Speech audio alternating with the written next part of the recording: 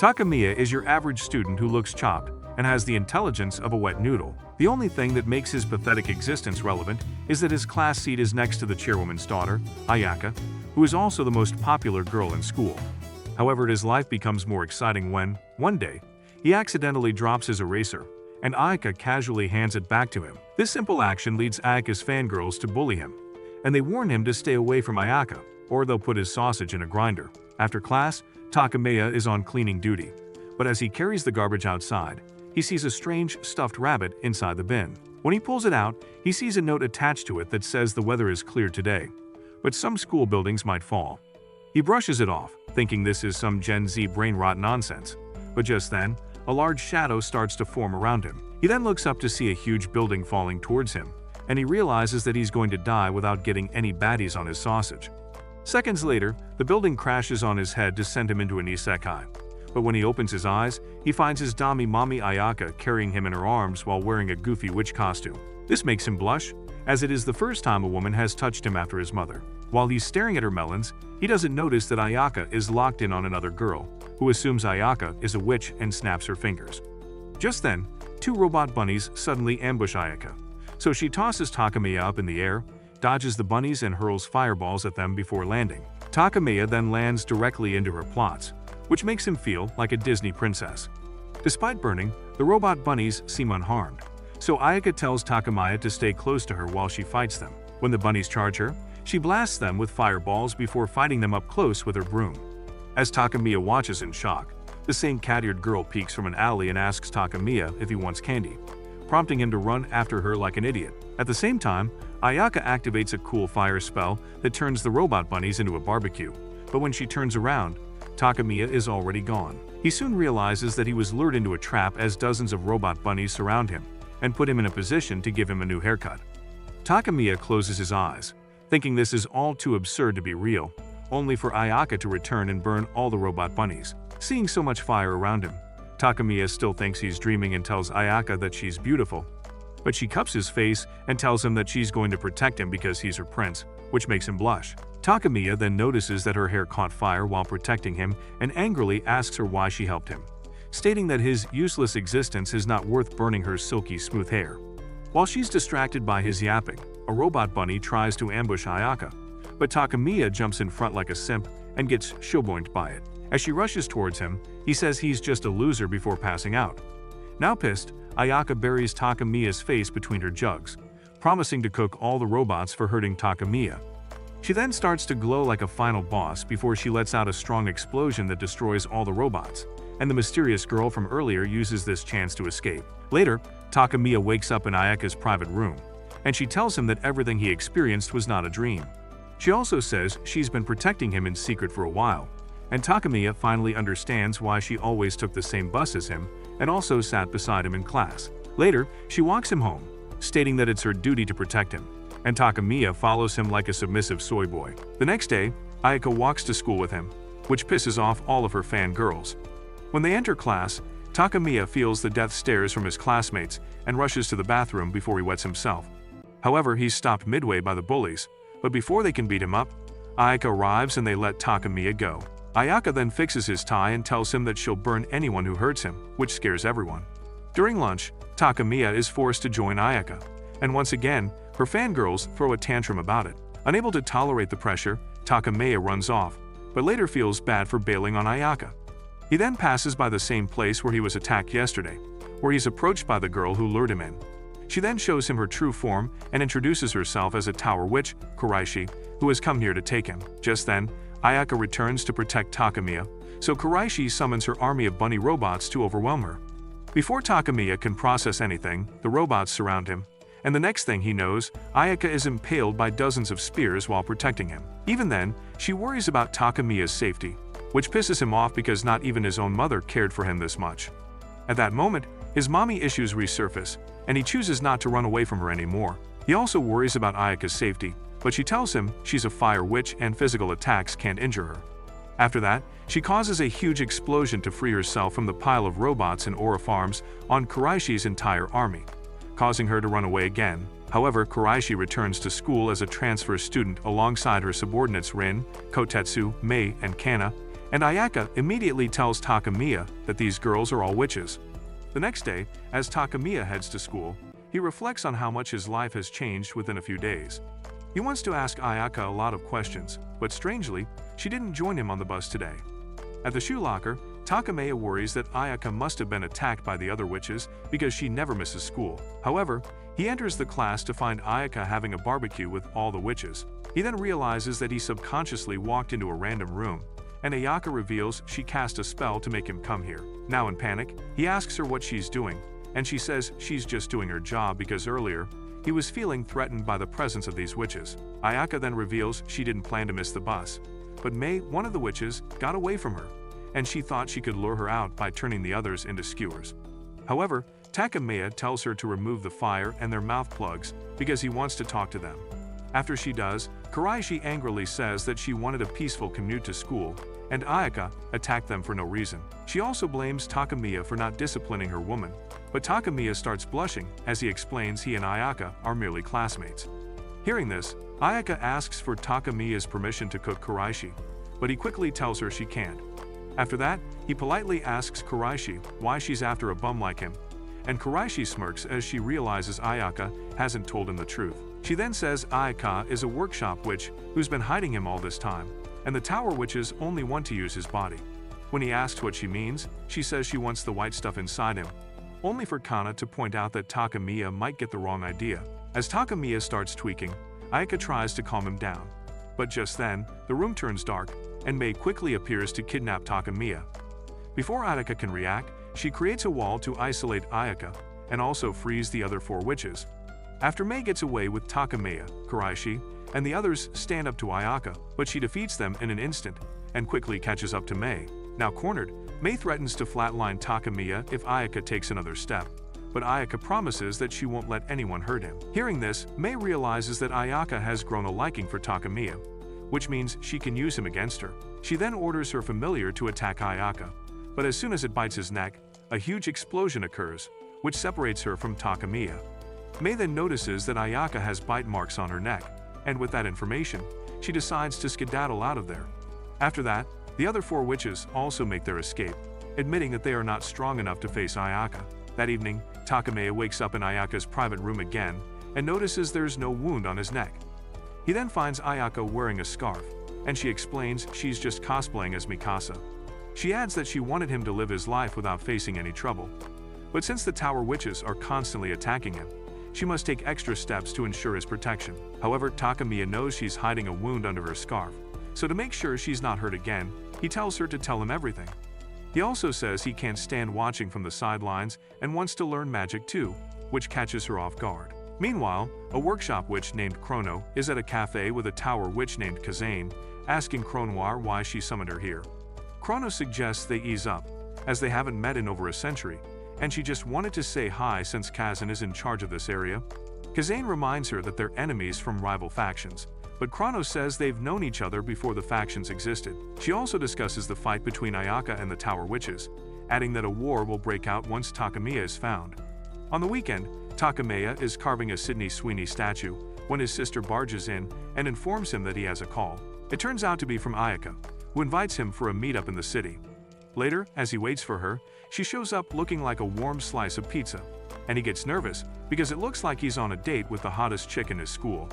As they walk, she leads him into a shady alley, and he starts to wonder if he's about to get diddled. However, Ayaka decides to lore dump on him, stating that the witches of this world work for 2 factions. One is the workshop, and the other is the tower. Workshop witches build settlements in cities to ensure that magic isn't used for evil, but the tower witches believe there should be no restrictions on the use of magic. She adds that the world will fall apart if he were to fall into the tower witch's hands, but he still doesn't understand why he's so important in all of this. She then takes him into a cafe where a freaky server with huge bonkers throws herself on the table so Ayaka can notice her. As Ayaka ignores her presence, the girl yaps that Chrono is in town alongside the Star Team and Cherry Blossom Team, and she's worried something big is going to happen in town. When Ayaka gives her death stare, she recalls the last time she got punched in the face and tells Takamiya to take care of Ayaka before leaving the table. Takamiya realizes that the girl is actually the student council president, but Ayaka tells him not to worry about her and suggests they leave. She takes him shopping, where he runs into a cute girl who curiously inspects his face and realizes he's the same person on the wanted poster she's carrying. Immediately, she pins Takamiya down, and two of her subordinates show up to back her up. However, Ayaka transforms into a witch and easily defeats the two girls before turning to the first one, who shoots at her with her dual pistols. Sadly for her, Ayaka is a raid boss who catches all the bullets in her hands and then causes a huge explosion to defeat her too, before carrying Takamiya out of the store. Later, as Takamiya apologizes for getting in trouble again, Ayaka admits he's too big a wuss, and she will take him under her wing to train him. She adds that the tower witches will keep attacking him, prompting him to ask why she's letting him roam around, believing it'll be best for everyone if he's gone. However, Ayaka activates her mommy mode, telling him to worry about his test tomorrow and let her worry about bigger things. After that, she takes him back to school, right to the principal's office, who turns out to be Ayaka's mother, Kazane. After Kazane scolds her for causing a fuss in the shopping district, she officially welcomes Takamiya to the workshop, since he is now Ayaka's apprentice. The next day, Kuraishi and her girls attack Ayaka again, declaring that they will definitely take Takamiya away this time. Hearing this, Kaguri asks him to just watch her and learn. The girls then come up with a strategy and charge Ayaka down, but she defeats them all in an instant, leaving Takamiya bamboozled. Then, at the school's locker room, everyone hates Takamiya because Ayaka is always with him. That's when he notices that Ayaka's locker is empty, and says he was expecting it to be full of love letters. He then opens his own locker and is buried under thousands of letters, all of which are death threats towards him. As he carries the pile to class, Ayaka asks him if he was watching her fight, stating that he could have gained a lot from it despite it lasting only seconds. After that, she takes him to class and gives him dozens of books to read, adding that it's part of his training. When he opens one of the books, she leans closer to help him, but this makes his little buddy wake up, only to go back to sleep after sensing the death stares from the other girls. Later during gym class, the teacher announces that they'll play tennis, and Ayaka asks Takamiya to pair up with her. Before he can respond, the teacher tells him to form a team with Ayaka, because she needs a loser like him to balance it out. Ayaka then leans closer and says it's part of his training, which makes the idiot blush. During matches, Ayaka dominates like prime Roger Federer, while Takamiya struggles to hit anything. When he falls flat on his face, Ayaka helps him up and teaches him how to hold his racket, which makes his heart race. At the end of the day, Takamiya is exhausted emotionally and physically, especially because everyone is eyeing her like he's on the Epstein files. As he walks to the bus station with Ayaka, expecting the real training to start, he's shocked to learn that they're going home. Ayaka says she initially planned to train him after school too, but he looks like he gooned 5 times in a row, so he should rest today. Later on the bus, Takamiya says he was a bit surprised to learn that the school's principal is a workshop witch, and Ayaka adds that there are other witches in school too. Just then, she notices the bus's destination change to a dead end, and immediately looks back to find Chrono and her familiar Sebas chilling in the back seat. As Ayaka tells Takamiya to stay put, the bus gets surrounded by a dark aura, and Chrono gets up to introduce herself. Ayaka quickly prepares to fight, but strangely, her body freezes on the spot, and Chrono juggles a canister in her hand. She then attacks Ayaka head-on, but Ayaka shows no signs of damage, which she finds amusing. However, Takamiya steps in front like a simp and tells Chrono to take him instead, but Chrono tells him Ayaka doesn't need protection because she has so much plot armor that she is basically immortal. She then proceeds to stab Takamiya in the belly, but after she pulls it out, he notices that there's no wound on his body. Just then, Ayaka collapses behind him, and he sees that his wound has been transferred to her body. Chrono explains that this ability is called damage transfer, and any damage Takamiya takes is transferred to Ayaka's body. She adds that this power only works if they are close to each other, but there are certain conditions in which the damage isn't transferred, even if they are close. She further adds that Ayaka has formed a contract with something inside Takamiya, and she uses his hidden power for herself to become invincible. In return, she has to serve Takamiya with her life, which has created a strong bond between them. Chrono then gives him a weird magic pill to swallow, which will unleash his true powers and help him heal Ayaka's wound. Takamiya recalls when Ayaka told him that the world would fall apart if the Tower Witches got to him, but Chrono says she couldn't give 2 forks about the world, and he must swallow this pill if he wants to save Ayaka. When Takamiya resists, she puts it between her lips and tries to kiss him, but Ayaka uses whatever strength she has left to push her away. As he carries her in his arms, Ayaka tells him not to worry about her as strange marks start to appear on her body. She then tells Takamiya to close his eyes because he doesn't want her to see, and he agrees to do it. She then turns into Broly's sister and Aura farms on Chrono, who is happy to have seen Ayaka's true form and decides to take her leave before she's written off from the script. Afterward, Takameda takes Ayaka to the hospital, and while she rests, he finds a candy left by Chorno in his pocket. Later, he returns home and locks it away so he doesn't have to use it. The next day, Ayaka makes him wear a witch outfit, but before she can start his training, she decides to fill her gallery with his pictures. After that, she tells him that this witch outfit is not normal and tells him to try its powers by jumping. Takamiya ends up jumping several feet in the air, but when he falls, Ayaka carries him like a dummy mommy.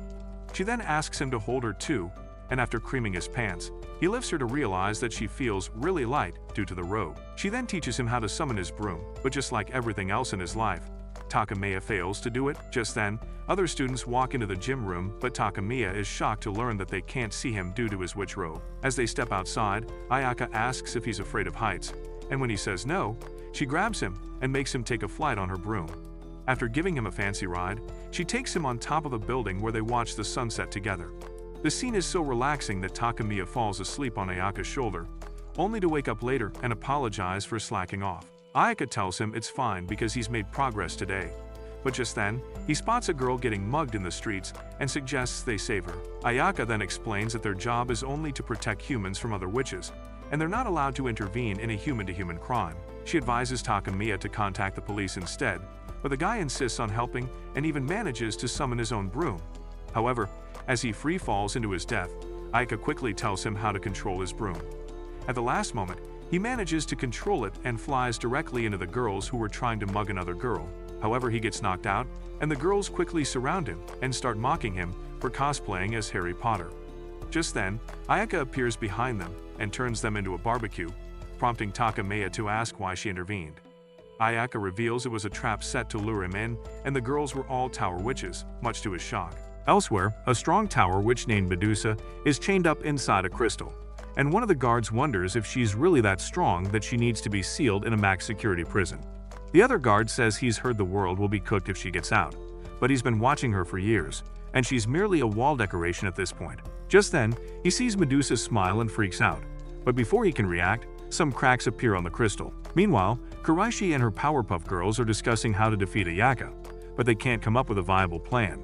Just then, Rin suggests they stop fighting Ayaka, which annoys the others because they think she's asking them to give up. While Kuraishi throws a rant, Rin calmly tells her that they should stop fighting Ayaka and attacking Tamakia directly. Since Takamiya is a sore loser who can't hurt a fly, the girls decide to act on this plan immediately, only for Kuraishi to reveal that Ayaka is close to Takamiya at all times.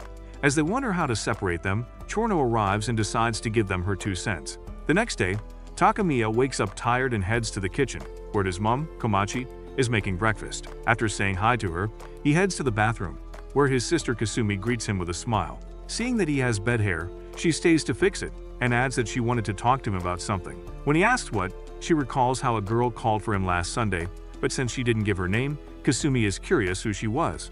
Tamakia nervously says she was just his classmate, who called to inform him about a fun day at school. Kasumi excitedly asks what they're gonna do on this fun day, and Takamiya blurts out random things. She then asks him why he left in such a hurry after the call, and Takamiya keeps telling her lies, thinking that her doo-doo brain will buy his story.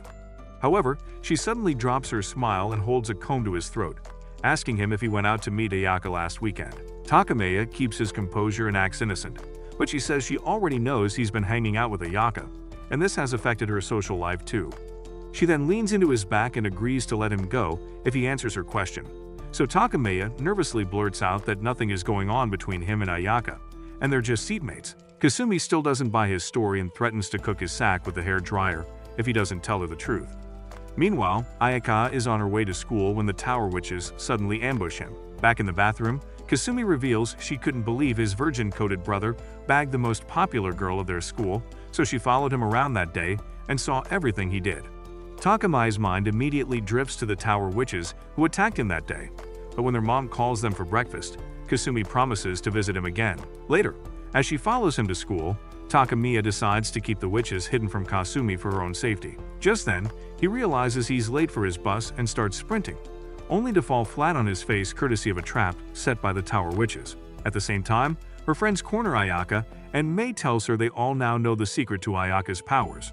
Since Takamiya is out of range, They think she's weaker than Sakura and charge towards her. On the other hand, Takamiya is getting bullied again, and Kuraishi tells him that Ayaka is getting her cakes baked by her friends. She adds that Chrono helped them come up with the plan to separate them, but when they asked if she'd join them too, she told them she ran out of power in her last fight. At this, Takamiya tells her to leave Ayaka alone as they only want him, but she refuses to listen. Just then, two of her robo-bunnies get yoinked, and a massive bear appears before her. Tamkiya looks up and is shocked to see Kasumi piloting it, who threatens to cause another Shibuya incident if anyone tries to hurt her brother. Kuraishi is annoyed that her master plan was foiled by an Alabama sister, so she summons her own giant rabbit, and they start duking it out in the middle of the city. At first, Kuraishi's rabbit takes the upper hand, but Kasumi's teddy quickly claps back by hitting it with a nasty Superman punch. As the rabbit collapses, Kasumi takes a sigh of relief, but Rin arrives with her own giant monster to defeat her. Now pissed, Kasumi turns her teddy into a freaking colossal titan and causes a huge explosion. At the same time, Kazane is chilling in her office and turns on the news to see that the whole city has turned into Hiroshima 2.0, which makes her freak out. In the aftermath, Kuraishi and Rin run away, and as Kasumi reaches for Takamiya, he's a bit surprised to learn that his sister is a witch, as well as a word that rhymes with it. She then demands that he show her gratitude because he has been protecting him for years, even before Ayaka came into the picture. Hearing Ayaka's name, Takamiya begs Kasumi to help her, but Kasumi points to Ayaka, who's already defeated the Tower Witches and is chilling. Takamiya immediately rushes to her to make sure she's okay, and when she says she is, the guy tears up because he can't imagine anything bad happening to his Dami mommy. Just then, his nosy sister barges in and goes on a rant because she's the one who saved his sorry bum. She then reminds Ayaka that she was in charge of Takamiya on weekends and at home, but Ayaka broke the deal when she took him out last Sunday.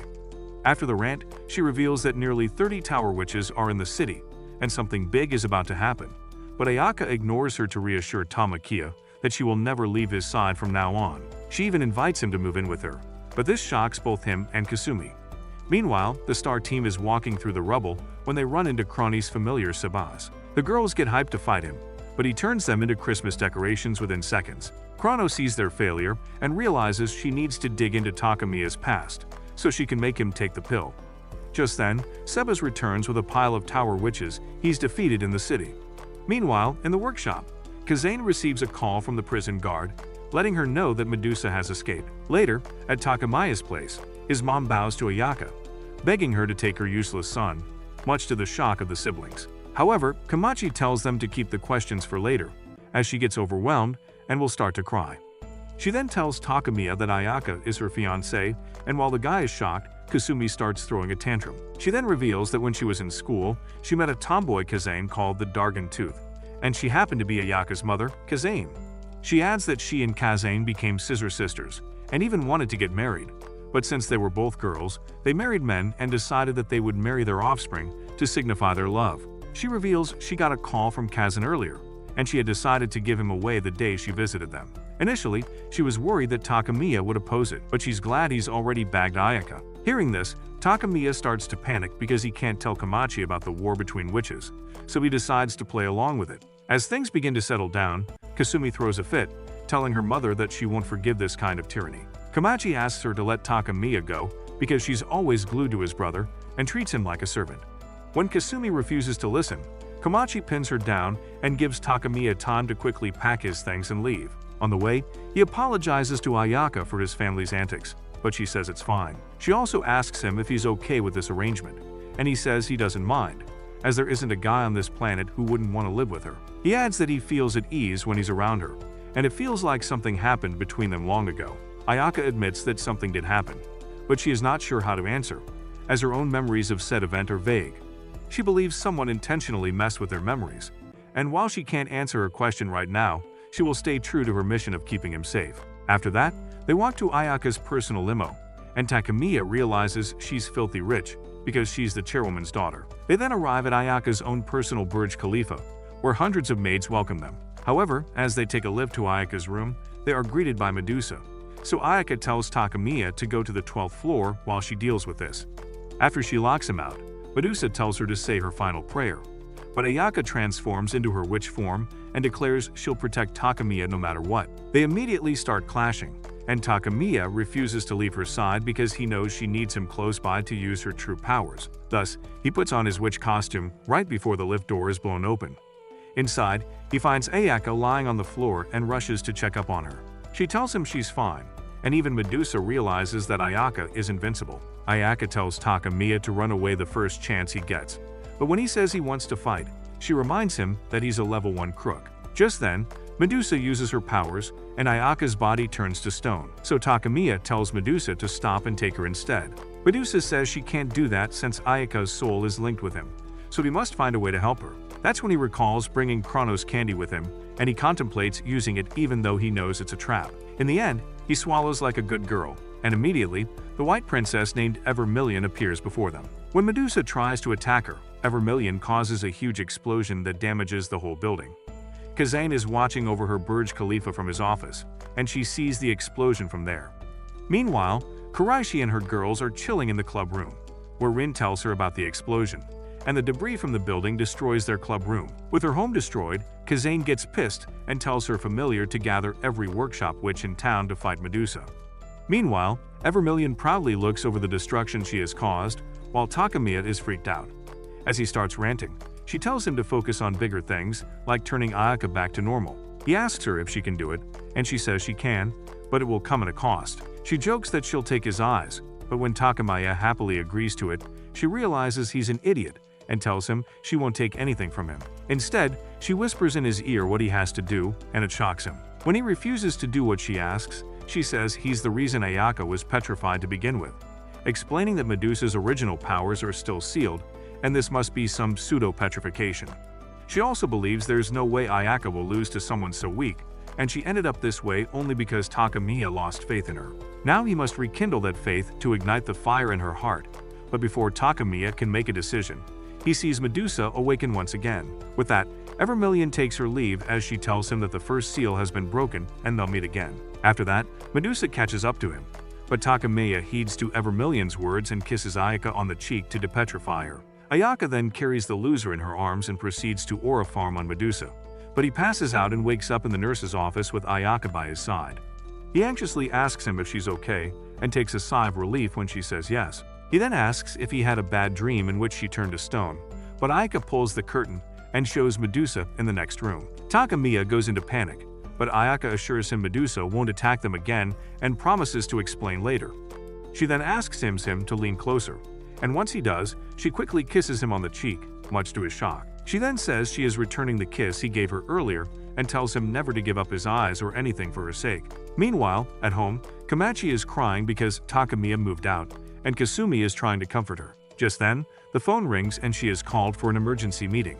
Within seconds, all the tower witches gather at the school, and Takamiya is shocked to see many familiar faces among them. He then returns home to his mother, telling her that he and Ayaka will live here from now on since Ayaka's house was blown up. The next day, Kasumi returns home from her all-nighter shifts, complaining that Medusa is nowhere to be seen. She's happy that at least Ayaka's house was blown up and Takamiya came back to live with them. However, when she enters his room, she finds Ayaka trying to get freaky with her brother. During breakfast, she throws a fit asking why Ayaka is here, but when Komachi asks her why she was out all night, she starts yelling at her too and blames her for this whole mess. Takamiya immediately tells her to apologize to mom, but by then, Komachi has already fallen into depression. While Komachi is resting, Kasumi apologizes and even calls it a truce with Ayaka. Soon after, Takamiya leaves for school, not knowing that Ayaka's fan club is and the student council is planning to get rid of him. The president asks what they have been doing, and one of the members, named Huzuki, informs her that Ayaka has stopped them from bothering Takamiya. Another member named Hayo tries to calm the president down, but she scolds both her and Mikage-sensei, who's also part of the club. She calls him a useless dimwit who does nothing and tells him to get himself together, or he will be fired. Soon after, Takamiya arrives at school with Ayaka, and Mikage shows up, saying he needs to discuss something with them. He takes them to his science lab and bluntly tells Takamiya that he's been causing problems. He then explains that at the cultural festival, students take a vote out of tradition to point out the most outstanding student of their school, and that student will become the face of the school. The winners have always been called prince or princess, and Ayaka is the one who won last year, which is why she's called the princess. He then asks Takamiya what he thinks will happen when bad rumors spread about the top student, hinting that Takamiya is getting freaky with Ayaka. He adds that Ayaka belongs to the school, and he must stay away from her. But Ayaka tells him not to worry as no one can stand between them. Mikaga admits this, stating that the top student has authority over everyone except the chairperson, but if he doesn't separate Ayaka from Mikaga, he will be fired. Ayaka suggests she simply end the complaints regarding her and Takamiya, and Mikaga is glad to learn that she has a plan. However, he pulls out a strange vial and breaks it, causing Takamiya to be teleported into a weird cartoony dimension. The guy is immediately concerned about Ayaka, but Mikaga assures her she's safe and tells Takamiya to sit. He then pulls out a replica of the candy Takamiya swallowed and summoned Evermillion. He also explains that there are 5 seals in Takamiya's body, which keep Evermillion locked in. However, this candy broke one of the seals, and this might turn Kazana against her. Kazana is a ridiculously powerful witch who is entrusted with keeping Takamiya in check, and he was allowed to live on the condition that the seals remain intact. After the breaking of the first seal, Mikaga believes the other seals will break too, and the only way to stop Evermillion is to seal Takamiya entirely. The only person who can do that is Kazana, but she's preoccupied with Medusa and hasn't noticed the broken seal. He also says he only wants to protect him and offers to take Ayaka's place, but just then, she breaks into his domain and pins him down.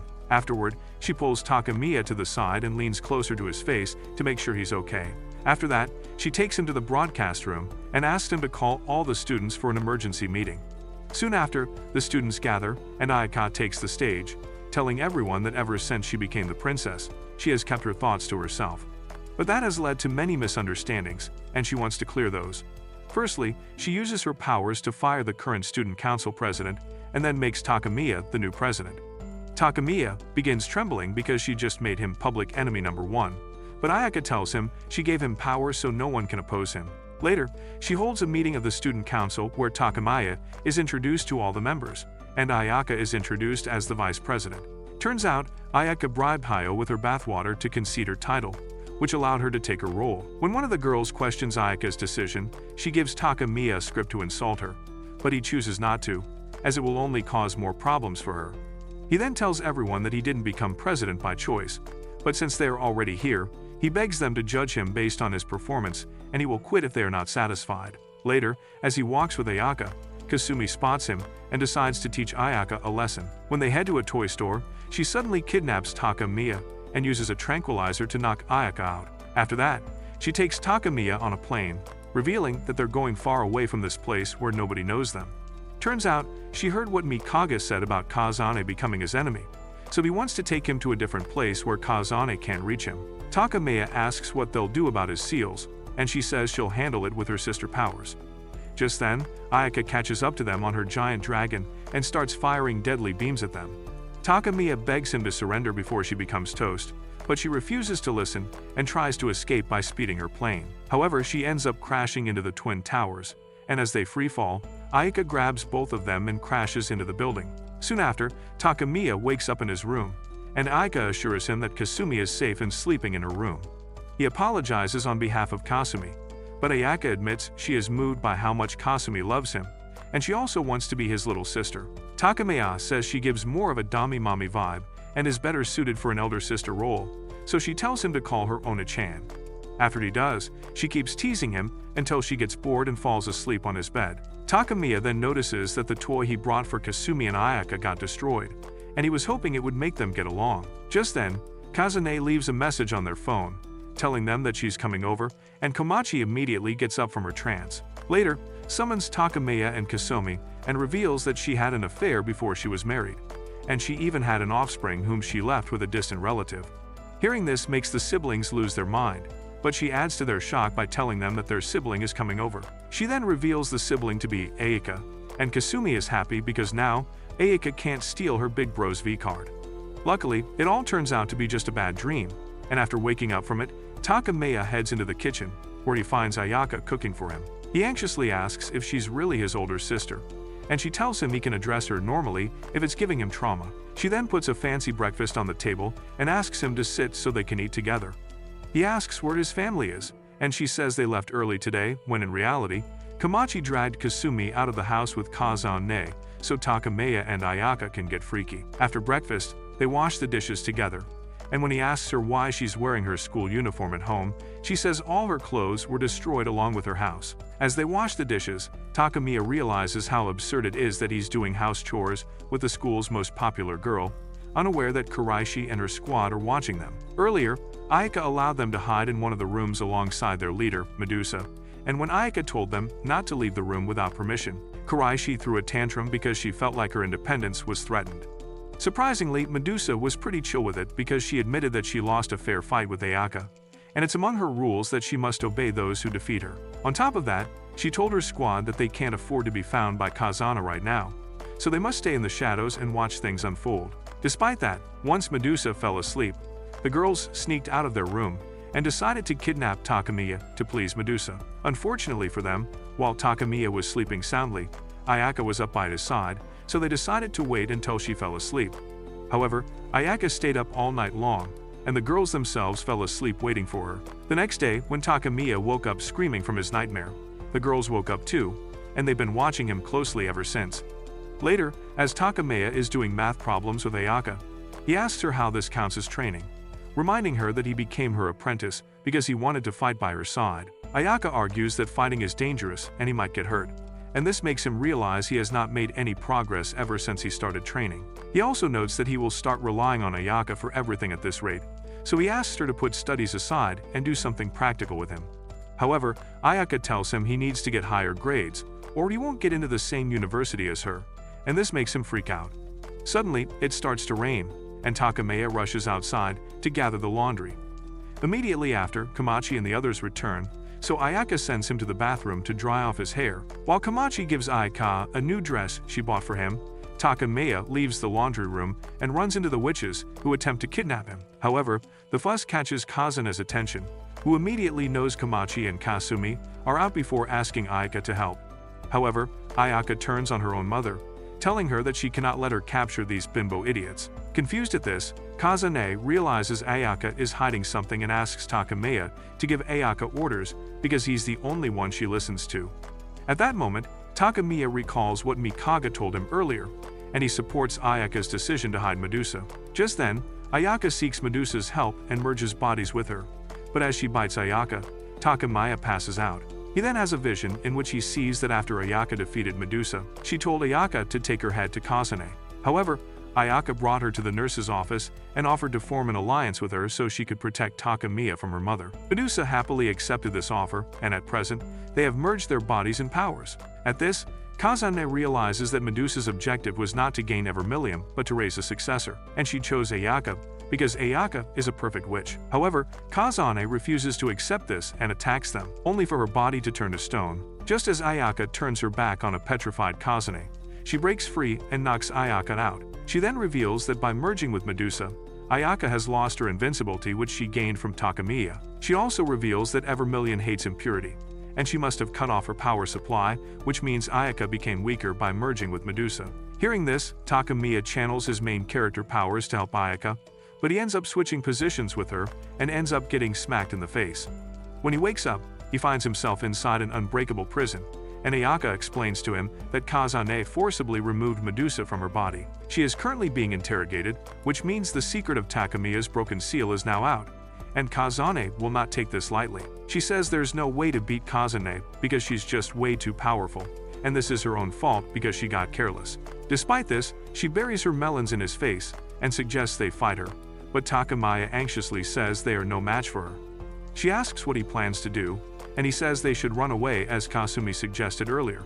Ayaka quickly rejects the idea because she believes Ayaka should not live his life in hiding, and it's not his fault that Evermillion is sealed inside him. She sternly tells him that she will fight no matter what and make sure he lives a normal life, and Takamiya agrees with the plan like a submissive soy boy. Meanwhile, Kazane is hanging out with Chorno, and when Chorno asks what happened to Medusa, Kazane gets worked up. She reveals that while she was taking Medusa for interrogation, she ran into Laurent and Wine, workshop witches of a different region.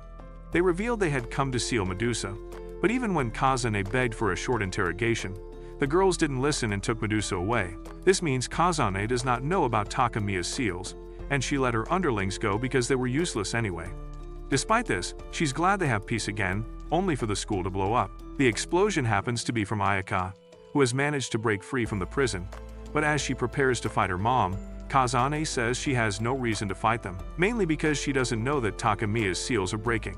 Later, as Takamiya walks home with Ayaka, he recalls how they broke free from the prison. Ayaka told him that when he kissed her, she felt a strong power within her, and she figured her powers rose because she felt closer to him.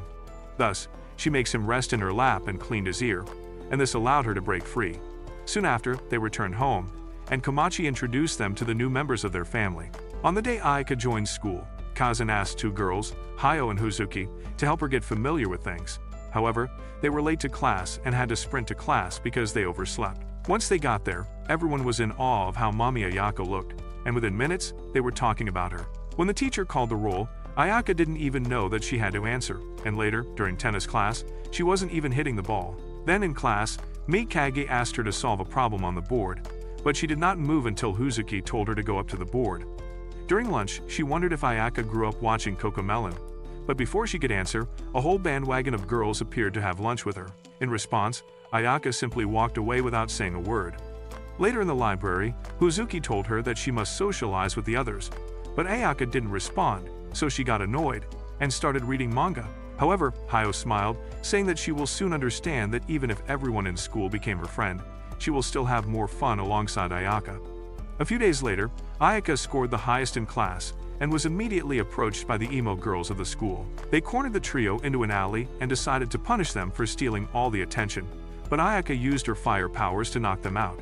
Later on the train, Huzuki asked why Ayaka didn't go to the library today, but she didn't respond and led them to a different school. There, she hid close to the gate waiting for someone, but even after hours, that person did not show up. For the next few weeks, the girls took Ayaka to girly places so she could open up a little, but she kept exploring different schools to look for someone. Over time, she became the most popular girl in school and was given the princess title, but she did not let go of his search for that person. Then in the second year, she finally located the person she was looking for, and it turned out to be Takamiya. As she ran towards him, she saw him getting cuddly with Kasumi and mistook it for his lover. In the present, she wakes Takamiya up, and he smiles as he witnessed Ayaka's memory in his dream. Meanwhile, Kasumi wakes up with a headache and heads to the kitchen, where Kuraishi and the others are keeping this busy. She decides to help her mother cook, but Komachi asks him to call Takamiya, because he's still in his room. She excitedly sprints to his room, only to find Ayaka cosplaying as a sussy nurse. Takamiya tries to explain that she was merely conducting an exam, but Kasumi has seen enough and loses all respect for his big bro.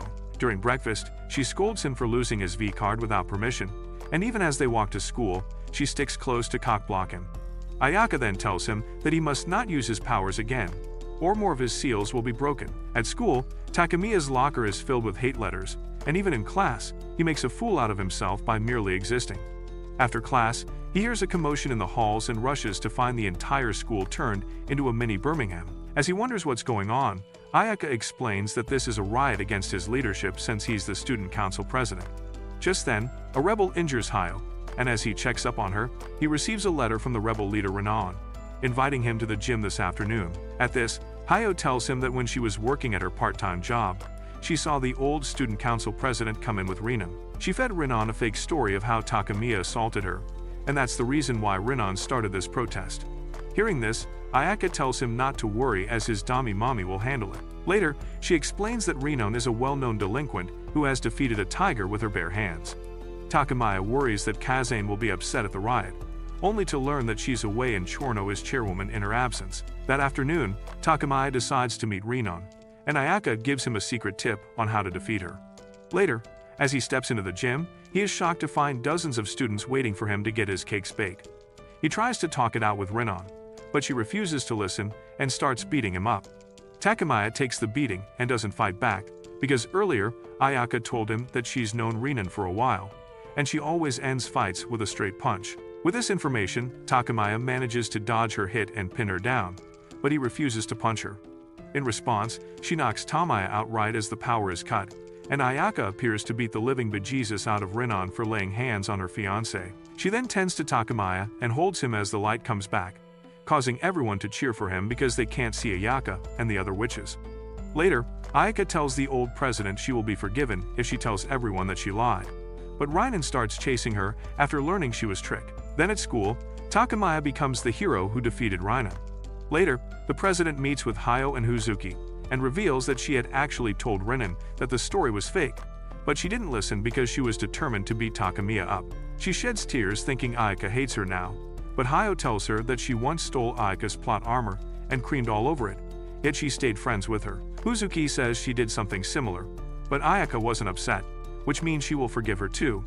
The following day, Takamiya wakes up, still bruised from yesterday's fight, and Ayaka tells him to rest before they start his combat training. Then a few days later, she takes him to the roof of a huge building for dramatic effects, where he asks her why she changed her mind about training him.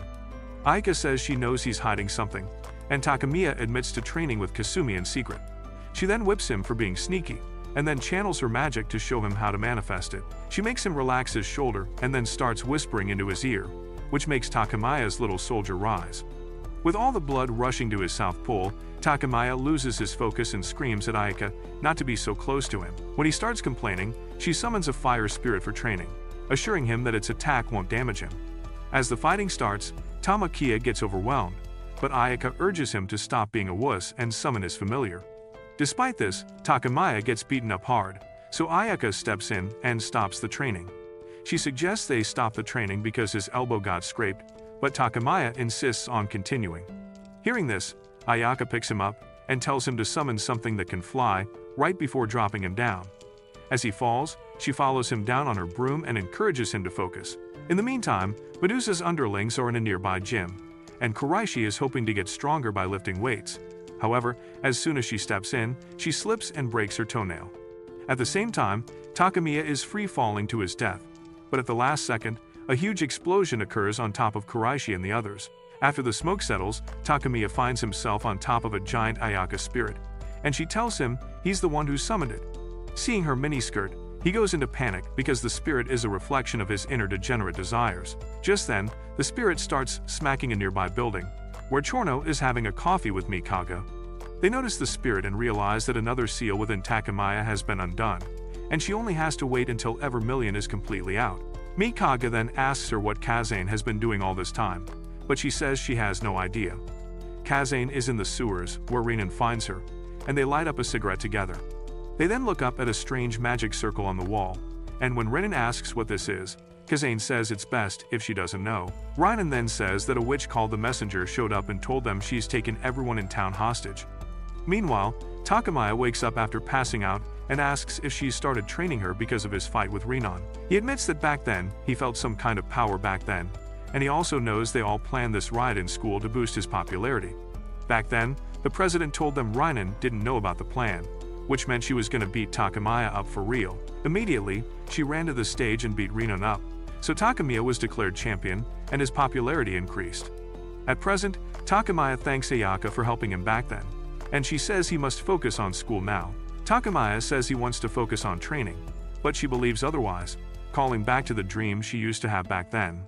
In that dream, Takamiya visited him and told him that when they went to the same school, they would sit together every day and make new friends. At that time, Ayaka had no memories of the past, so she decided to find him in real life and make her dream come true. Thus, she tells him that finals are coming next week and he must prepare for them. The following week, after the family has breakfast, Takamiya wishes Ayaka good luck for their exam. Meanwhile, Kazane is visited by a witch named the Weekend, and Kazane is shocked that she showed herself. The two begin to discuss the magic circles on the wall, and Kazane says she saw them once before during the Great War, and they are weapons that slay foe and friend alike. Weekend confirms it can blow the entire city up, so Kazane says she's willing to negotiate, only to learn that Weekend has no intention of negotiating. She then explains that in a certain area, the workshop head uses all her magic to make sure ordinary humans stay safe among witch conflicts. However, that magic weakens every time a human is protected, and Weekend wonders if Kazane will be able to protect the entire city at once. Before Kazane can react, Weekend quickly backs off and immediately activates the bombs. As the city falls, Kazane's magic immediately weakens as she collapses, while the school building starts trembling and everyone starts running off. Takamiya and Ayaka stay inside and keep taking their exam, but when things get too chaotic, she grabs Takamiya's hand and skedaddles out of there. At the same time, Kazane's magic fully depletes, and she's taken hostage by the Tower Witches. As Ayaka takes Takamiya to a network of underground tunnels, Weekend tells Kazane that she'll take a week to recover. Soon after, Ayaka and Takamiya arrive at an old giant arena, and immediately, Kasumi runs in to hug her big bro. Rinan then welcomes him to their workshop, putting aside what happened between them in the past because she knows it was a misunderstanding. She then introduces him to their leader, Natsume, and an emo swordswoman, Atori. Takamiya then asks what happened in the city, and Natsumi tells him that one of Mikaga's experiments went wrong and caused an explosion. Then she immediately starts shooting at him, and Ayaka quickly takes action to take her down. Unfortunately, all the damage he took is transferred to Ayaka, and she collapses before she could finish the job. As Rinan and the others attack her, Takamiya quickly grabs her and is relieved to see that she's only passed out. Kasumi also steps up to defend him, but Rinan quickly knocks her out and asks Takamiya to come with him. She takes him further down and says she can't explain everything right now, but he must trust her for now.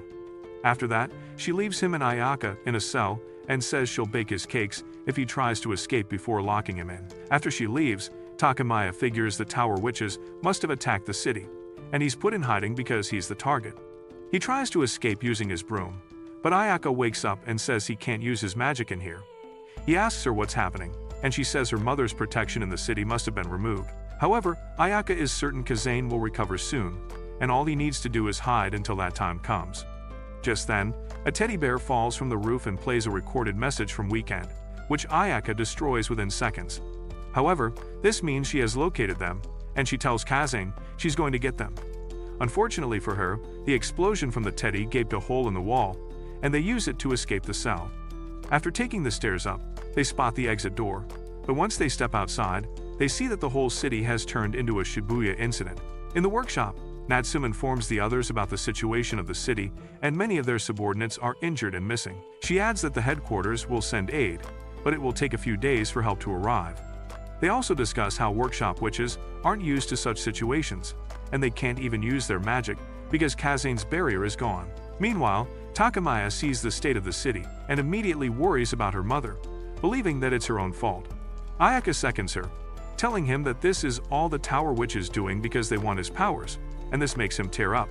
Ayaka tells him that no one is hurt, and he must keep himself together because he can fix this.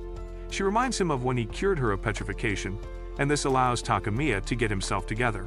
After this, they take a walk in the city, and she explains that she needs to get to the workshop before the Tower Witches break in. Walking through the rubble, Takamiya feels bad about the condition of the city and then asks why they can't use magic. She says the barrier around the city absorbs the witch's magic to protect the city, and all the magic has been absorbed after that big explosion. Takamiya asks what happened to the citizens, and she says they're in a safe location. She further explains that the town will repair itself once Kazane's powers are restored, but as she's talking, Takamiya's foot slips and he falls down. Ayaka jumps after him to protect him, and they come crashing down into the sand below. Despite this, Ayaka appears unharmed, and they continue to their destination. At the same time, a witch runs into the workshop with several of Weekend's bombs attached to her body, telling them that she'll be blown to bits if Takamiya isn't handed over to Weekend. Not only that, but she has also taken other witches hostage, and Medusa's underlings are keeping a close eye on her. Kasumi is with them too, and they're the only ones who can use magic because they're Tower Witches. Meanwhile, Ayaka and Takamiya run into a Tower Witch named Gibraltar, and she immediately attacks them. Within seconds, she manages to overwhelm Ayaka, who still can't use magic, but before she can finish the fight, Ayaka finally remembers that she's one of the main characters and proceeds to aura farm on Gibraltar. Gibraltar is shocked and wonders how Ayaka can use magic, but Ayaka says she was relying solely on her physical strength. As Takamiya watches in shock, Ayaka reveals that she used to fight witches stronger than Gibraltar when she was young. As they continue ahead, Hayo calls their prison cell to seek their help, but they're no longer there, which means they're on their own. Natsume inspects the bomb and concludes that these bombs are very easy to disarm, but they need some amount of magic to proceed. Just then, another witch informs Rinan that Weekend has been located, and at the same time, Chorno is waiting for the bombs to go off with Sebas. However, once she learns that it's done by the same witch who once used her, she decides to go against her better judgment and do something about it. Meanwhile, Ayaka brings Takamiya to the heart of the town so he can make a new barrier while Kazane is recovering. Simultaneously, Rinan and the other witches meet Weekend outside and ask her for some more time. When she refuses, Rinan challenges her to a duel, but she warns them that she's weak and all the bombs will explode when she falls. Medusa's underlings hear this and conclude that Weekend is not the main villain, and someone else is calling the shots. Kasumi immediately goes out to search for said villain, and Rinan suggests they attack as soon as the bombs explode. At the town's heart, Ayaka warns Takamaya that all his magic will be sucked out once he creates the barrier, but if he succeeds, all tower witches will be able to use their magic. As he walks towards the heart, Weekend starts a countdown to bombs, and Renan prepares to jump her at the last second. However, their magic returns at the very last second, and they quickly disarm the bombs before knocking her down. Back in the heart of town, Takamaya wakes up, and Ayaka tells her he's been sleeping for hours. Despite being exhausted, he insists on going back to the workshop because she is worried about the others. Meanwhile, Rinan and Natsum seal Weekend in a crystal, and Rinan tells her she can't escape because this cell blocks all use of magic. However, Weekend calls them stupid for thinking she'd be beaten so easily and hints that she is still a danger without her magic. Just then, she reveals a bomb on her body, which instantly explodes and destroys her cell and knocks both girls out. Immediately, another witch appears and puts her coat on her, and Weaknid calls out to Takamaya, taking him into a vision where she shows him a crowded workshop and states that she has scattered bombs everywhere, which will game end all workshop witches. The bombs then explode and eat everyone, but Takamiya uses the remainder of his power to heal all those who were hurt. Seeing this, Weekend leaves with her subordinate, while another witch named Knights comes into contact with Kasumi and her friends. As Kasumi declares that she will fight her, Takamiya keeps using his powers until Ayaka knocks her out. She then takes him to a random building and puts him to bed, and Takamiya starts dreaming about being in class with her mom as one of the students. Kazane is also there, and she says she's sick of the things she's seen in school. After she beats up the delinquents, Kamachi falls in love with her and asks if they can be friends. After that, Takamaya sees himself going with Kazane to live with her, and after a while, he sees Ayaka telling Kazane that he wants to go to the same school as Takamaya. However, Takamaya is kicked out of that memory, and he finds himself in front of Mikaga, who explains that those memories he saw were of Kazan, because he's connected with her through the barrier. He then asks Takamiya to come along, and on the way, he explains that Natsume is her niece who's next in line to be the family leader, and he asks Takamiya to take care of her. Afterward, he takes him to the heart of this strange dimension, where he sees millions and millions of stars in the distance. Mikaga explains that all of these stars are human lives who are evacuated here in case of an emergency, and they will be sent back once the city is restored. He also adds that these people will lose all memories of things they're not supposed to know, and he's the one who will do it. In the meantime, Kuraishi is looking for her friends when she comes across Kasumi fighting the Tower Witch Nietzsche. Rin and the others are watching, and after learning that Nietzsche has copied Kasumi's technique, they wonder if they should help her or not. Kasumi sees this and yells at them to aid her, but this distraction allows Nietzsche to take the upper hand. At the same time, Atori finds Ayaka guarding a knocked-out Takamaya, and she hands Ayaka a scroll containing information about the enemy. She also reveals that Chorno, who was previously causing trouble for the workshop witches, has now started hunting the tower witches in town. Hearing this, Ayaka asks Atori to watch over Takamiya, while she locates and game ends Weekend. At the same time, Kasumi is about to meet God, but Medusa returns and petrifies Nightshoe. She then explodes her into bits, and all of Medusa's underlings quickly surround her. As they simp for her, Medusa strangles them because they were slacking off while Kasumi alone was fighting. She promises to whip them until their cakes are burning and drags them away, right as Laurent and Wine chase after her to capture her. At the same time, Ayaka uses her broom to fly over the city and lands in front of a church. Going inside, she comes face to face with Weekend, who is impressed that Ayaka located her so quickly. Immediately, Ayaka goes in to attack her, but she uses her bombs to keep her at bay. She then reveals she's filled the entire church with explosive teddies, which means Ayaka walked into a trap. Back in the other dimension, Mikaga tells Takamiya that he once took memories of him and Ayaka, but before they can discuss further, a tower witch appears inside the dimension to attack them. Meanwhile, the church starts exploding, and Ayaka has to dodge because she is not invincible without Takamiya. Despite moving like Captain Levi, she is eventually caught in one of the explosions and comes crashing down. Just as Weekend lets her guard down, Ayaka quickly dashes towards her and gives her a fresh haircut. At this, Weekend surrenders as she realizes Ayaka is using her magic for defense, and she doesn't even need magic for attack. However, when Ayaka attacks her again, she quickly explodes another bomb to catch Ayaka off guard. However, Ayaka brings out her fire powers, and this hypes Weekend up even more. After another clash, Weekend comes out on top as Ayaka's magical power runs out. However, when Weekend lets her guard down, Ayaka uses Takamiya's reserve power to incinerate her. Ayaka then tells her that her plan was perfect, But one thing she didn't account for is that Takamiya is always in her heart, which is why she's able to channel his power anytime she wants. Thinking that it's over, Ayaka turns her back, but Weekend springs back up and summons huge monsters while also healing herself. Just then, Mikage sees that the witches are after Takamiya, so he kicks him out of the dimension, and Takamiya wakes up in the real world. Atori then tells him that Ayaka went to fight Weekend herself, but when he insists on going after her, Atori forces him to rest. She then leaves the room to attend a call, and it's from Mikage, who has defeated the witch, but that witch told him she's placed a bomb inside the dimension. She adds that it will explode in 30 minutes, and the only way to stop it is to bring Takamiya to Weekend. Takamiya hears this and comes out of the room, and despite the danger, he begs Atori to take him to Ayaka. At the church, Ayaka looks like she was ran through by the entire football team, and Weekend tells her that she always keeps healing magic around her that makes her practically invincible. She further explains that she lacks magic power, so she spent an entire year setting up explosives in the city. Now that she's used her healing spell, all her magic has run out, and she is actually defenseless. Just then, she snaps her fingers and triggers a huge explosion that can be seen from miles away. As the place burns down, Weekend summons her subordinate and asks her to retrieve Ayaka's body from the rubble. At the same time, Takamiya reaches the church and holds Ayaka in his arms, only to see that she's alive, but only barely. Despite being depleted, he asks her to use his powers, right before he passes out from fever. However, Ayaka gets charged up again, so she defeats the subordinate witch and smacks Weekend in the face. She then demands that Weekend hand over the switch, but by that time, Weekend has already triggered the bomb inside the evacuation zone. When the bombs explode inside the evacuation zone, Takamiya feels thousands of lives vanish, and Weekend celebrates her win. Ayaka smacks her in the face to shut her up, only to look back and see Takamiya trying to save those lives with his powers. However, his body gives up, and he collapses before she can reach him. He then finds himself in a strange dimension where Evermillion tells him that he shouldn't put himself into terrible situations. At the same time, Kureishi is strolling in the city when Kasumi's teddy bear comes begging for help because Kasumi is badly hurt. Soon after, Kureishi is carrying Kasumi on her back, while her bunny is getting all buddy-buddy with the teddy. Meanwhile, Evermillion tells Takamiya that she will bring back all the lives lost and repair the city in exchange for his life. But Takamiya wonders if he's worth it because if he dies, Ayaka will die too.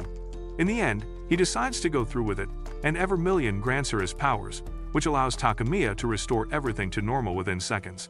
Ayaka rushes to his side, anxiously telling him that he will die if he does not stop, but he insists that he has to do this. He then apologizes to Ayaka, revealing that he exchanged his life for everyone else, but she embraces him and says she doesn't want to live without him anyways. She also encourages him to do what he deems best, promising that she won't let him die so easily. She then asks Evermillion to use her life instead, and immediately, Ayaka falls to her supposed death.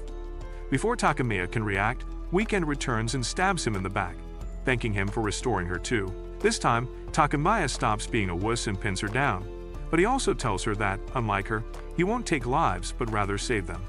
He also knows that Weekend resorted to a knife because she has nothing else left, which means she has lost. However, he loses strength because of blood loss, so Weekend asks her subordinate to heal his wound. After that, Weekend walks out while discussing what to do next, but she runs into Chorno outside, and they exchange some words before leaving together. Atori sees this and concludes they've teamed up, so she quickly rushes into the church to check up on Ayaka. Inside, she finds Takamiya holding Ayaka's lifeless body, and in contrast, every other person who lost their life is revived. Kasumi also awakens and accuses Kureishi of kidnapping her, but her teddy explains that she was actually helping. Despite this, she orders him to attack them, and Kureishi's bunny tells him to follow Kasumi's command and promises never to forget their friendship. With tears in his eyes, the teddy smacks both of them, and they fly off like Teen Rocket. Meanwhile, Mikage calls Atori to inform her that the world is going back to normal. He also praises Takamiya for doing so well, but Takamiya begins to cry because Ayaka is dead. However, Mikage believes she's not dead yet, and Takamiya notices that her body is indeed very warm. Mikage then reveals that Evermillion only gave him power in exchange for his own life, which means Ayaka's life shouldn't have worked. Suspecting something fishy, Mikage asks Atori to draw a magic circle on the ground and instructs Takamiya to do exactly as he says if he wants to save Ayaka. Meanwhile, as Chorno and Weekend take a walk in the city, Chorno finally reveals that she has no intention of teaming up with her. Hearing this, Weekend confidently declares that she has placed more bombs everywhere. But before she can even do something, Chorno rushes her down and defeats her. She also reveals that she has captured all of Weekend's underlings, and she cannot believe that the plan she developed over many years failed so easily. Back in the church, Mikage explains that Ayaka did not die by Evermillion but rather by breaking her contract with Takamiya, and all he has to do is restore the contract. Takamiya recalls how a kiss earlier restored Ayaka, but he isn't sure if it will work this time. Nonetheless, he leans in to kiss her lips, only to chicken out and kiss her forehead instead. When she doesn't wake up, Mikage urges him to try a real kiss, but Takamiya is a certified virgin and refuses to do so. Mikage decides to force him down, but just then, they see that she's started breathing, and Takamiya takes a sigh of relief. Meanwhile, Chorno tells Weekend that her plan was indeed perfect, but her only mistake was that she manipulated her into making that candy. As she continues yapping, she suddenly notices that Kazane has escaped too, and Weekend cannot believe she recovered so soon. Chorno reveals that Kazane had recovered in a few hours, but she says she stayed in her cell because she wanted the young ones to solve this crisis. She then asks Chorno to hand Weekend over, but Chorno refuses because she wants to have her way with Weekend. She then challenges Kazane to a duel to settle this conflict, and Kazane ends up beating her within minutes. Meanwhile, Evermillion tells Takamiya that years ago, Ayaka Kaguri came to her and made a promise that if he ever died, Evermillion would cancel Ayaka's contract with him and transfer Ayaka's power directly to him. Because of this, Takamiya received all of Ayaka's powers and saved the city without Evermillion's help. The following day, Takamiya wakes up in his room and rushes to check up on Ayaka, only to find her waiting outside his room. He then walks to school with her like normal, and Ayaka assures her she's fine, though it'll take days for her magic to return. He then notes that the city looks very peaceful and wishes they could live like this forever. Just then, Kuraishi steps in with her team and declares that she will finally defeat Ayaka today, but Ayaka, even without her magic, beats them all to a pulp. At this, Takamiya smiles as he sees that things have really gone back to normal, at least for now. That's it for this video. Leave a like if you enjoyed and watched this video on screen.